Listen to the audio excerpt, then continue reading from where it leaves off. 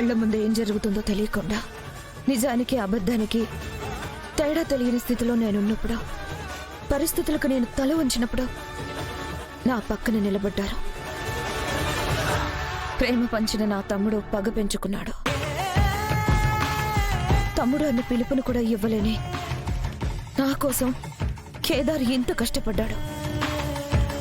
రోజు రోజుకి మీకు ఎక్కువ రుణపడిపోతున్నాను. ఎలా తీర్చుకోగలనో తెలియడం లేదు.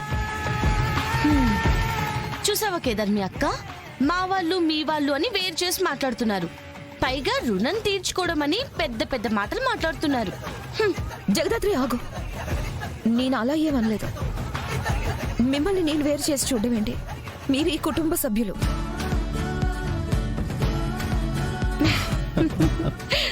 అయ్యో అక్క, దాత్రి ఊరికే అలా అంది.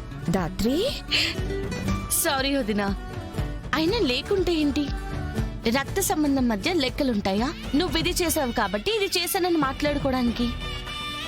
నువ్వు ప్రేమ పంచినా పంచకున్నా, పిలుపు లేకున్నా నువ్వు నా అక్కవి. దాన్ని ఎవ్వరూ మార్చలేరు కదక్కా. Thank you. మీ సంస్కారానికి ఇంతకంటే ఏం చెప్పాలో నాకు తెలియడం లేదు. వదినా, నిషిక వాళ్ళ ఆలోచనలు తప్పేమో కానీ వాళ్ళు తప్పుడు మనుషులు కాదు. చెప్తే వింటారు, అర్థం చేసుకుంటారు.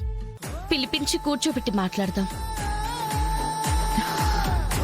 ఈ చేత్తో ముద్దుగా పెంచుకున్న నా తమ్ముణ్ణి వాడి భార్య ముందు కొట్టడానికి ఎంత బాధపడి ఉంటాను జగదాత్రి. వాడి పొరపాటు చేస్తే సరిదిద్దేదాన్ని, కానీ తప్పు చేశాడు. అయినా చెప్తే వినే స్టేజ్ వాళ్ళు ఎప్పుడో దాటిపోయారు.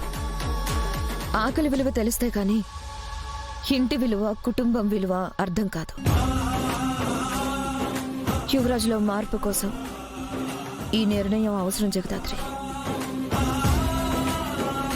అయినా వాళ్ళేని ఇంట్లో ఎలా ఉండాలో, వాడు బయట కష్టపడుతుంటే నేను ఇక్కడ సంతోషంగా ఎలా ఉండగలను నాకు తెలియడం లేదు.